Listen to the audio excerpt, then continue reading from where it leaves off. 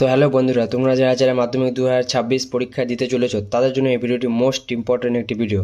কারণ এই ভিডিওতে আমি তোমাদের ম্যাপ পয়েন্টিং নিয়ে যা যা প্রশ্ন আসতে পারে সেগুলো নিয়ে আলোচনা করব। আর তোমরা যারা যারা এই ভিডিওটি দেখছো, তোমরা এই ভিডিওটি অবশ্যই একবার না হলেও দেখে রাখো, কারণ এই ভিডিওটিতে আমি নিজের বাছাই করা কয়েকটি 10টি ম্যাপ পয়েন্টিং তোমাদের দেখিয়ে দেবো, যেগুলো 2026 মাধ্যমিক পরীক্ষার জন্য খুবই গুরুত্বপূর্ণ। তো চলো ভিডিওটি আমরা শুরু করি। আর তার আগে তোমরা যদি এই ভিডিওতে নতুন হও তো ভিডিওটি অবশ্যই লাইক করবে, শেয়ার করবে এবং সাবস্ক্রাইব করবে। তো চলো আমরা ভিডিও শুরু করি। তো প্রথমে আমরা করব যেটা মোস্ট ইম্পর্টেন্ট 2026-এর জন্য, মাধ্যমিক 2026 পরীক্ষার জন্য সবচেয়ে গুরুত্বপূর্ণ হয়ে গেল আরাবল্লী পর্বত। তো যখনই আমরা আরাবল্লী পর্বত করবো তো ভারতের ম্যাপটা তোমাদের পরীক্ষার হলে এরকম দেওয়া হবে।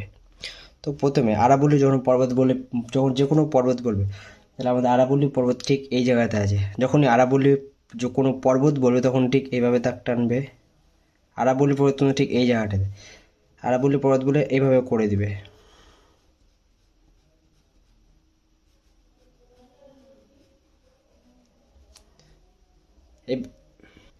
তো আমার হয়ে গেল আরাবল্লী পর্বত করা। যখনই তোমাদের করা হয়ে যাবে আরাবল্লী পর্বত, তারপরে তোমরা লিখে দিবে এখানে দাগ নম্বর, যেটা দাগ নম্বর দেওয়া থাকে 6-1 লেখার পর তোমরা এখানে নির্দেশিকা করবে। যেমন এখানে দেওয়া রয়েছে নির্দেশিকা, এরকম নির্দেশিকা দিয়ে তোমরা লিখে নেবে 6-1 দিয়ে লিখে দিবে এখানে আরাবল্লী পর্বত। আমি আর লিখছি না, তোমরা এইভাবে লিখে নিবে পরীক্ষা হলে। তারপরে আমরা 2 নম্বর যাব মালাবার উপকূল। মালাবার উপকূল তোমরা খুবই সহজ, ভারতের ম্যাপের দক্ষিণ দিকে ঠিক এই এই জায়গাতে এভাবে করে ঘিরে দিলে আমাদের হয়ে যাবে মালাবার উপকূল। এভাবে দাগ দিয়ে দিবে, এভাবে করার পর ঠিক এখানে 6.2 দেওয়ার পর তোমরা লিখে দিবে মালাবার উপকূল। আমি আর লিখছি না, তোমরা অবশ্যই লিখে দিবে।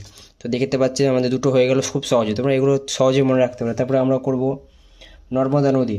নর্মদা নদী আমাদের আছে এখান থেকে, ঠিক নর্মদা নদীকে এইভাবে এইভাবে করে দিতে পারো। তারপরে এভাবে একটু শাখা প্রশাখা বের করতে পারো এবং নদী প্রবাহটা সবসময় দেখাবে। তোমরা লিখে দিবে 6.3 দিয়ে নর্মদা নদী, এভাবে লিখে দিবে। তোমাদের 3টা হয়ে গেল, দেখতে পাচ্ছ খুব সহজেই। তো দেখতে পাচ্ছ। তারপর আমরা 4 নম্বর যাব করমণ্ডল উপকূল।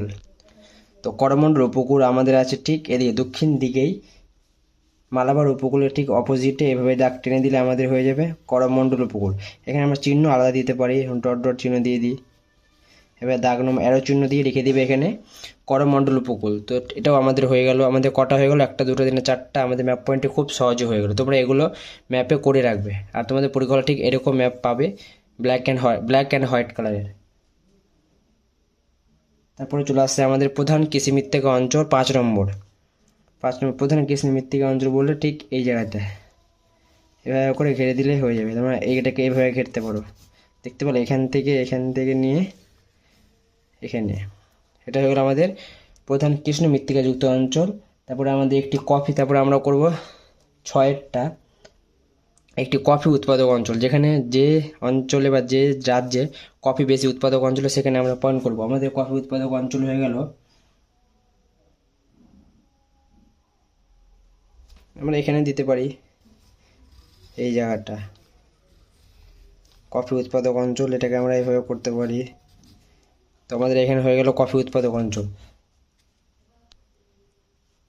তারপরে আমরা করে নিই আমার দুর্গাপুর ঠিক এই জায়গাটাতে, আমাদের পশ্চিমবঙ্গের ঠিক এই জায়গাতে এভাবে ডট চিহ্ন দেওয়ার পর এভাবে করে অ্যারো চিহ্ন দিয়ে দুর্গাপুর লিখে দিবে এখানে দুর্গাপুর। তারপরে আমরা করব দেরাদুন। 9 নম্বর করব, 8 নম্বর করব দেরাদুন। দেরাদুনটা তোমরা সবাই জানো ঠিক এই জায়গাটায়, নেপালের উপর দিকে এই জায়গাটা হয়ে যাবে দেরাদুন। তারপরে আমরা করব 9 নম্বর কলকাতা। তোমরা অবশ্যই সবাই জানো কলকাতা কোথায় রয়েছে, ঠিক এই জায়গাটাই, এই জায়গাটা কলকাতা। আমি লিখে দিচ্ছি, তোমরা যেগুলো বললাম তোমরা লিখে নাও। তারপরে কলকাতা হয়ে গেল। তারপরে আমরা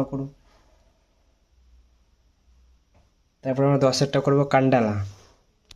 কান্ডালা তোমরা সবাই জানো ঠিক এই জায়গাটা, গুজরাটে এই জায়গাটা কান্ডালা। তো তোমরা এগুলো করে রাখো, আশা করি তোমাদের মাধ্যমিক 2026-এর ভূগোল পরীক্ষায় খুব ভালো হবে। এবং তোমরা যদি এরকম ভিডিও আরও চাও তো অবশ্যই কমেন্টে জানাবে।